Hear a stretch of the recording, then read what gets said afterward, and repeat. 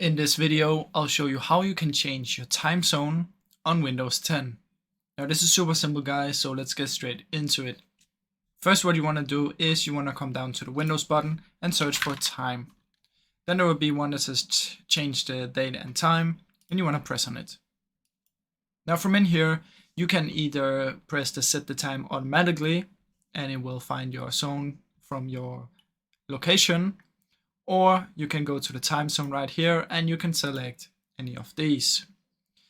Now I'm on the UTC +1 and that's basically my current time down here. So that's basically how you do it. You just come in here, click on this, and you can change the time zone.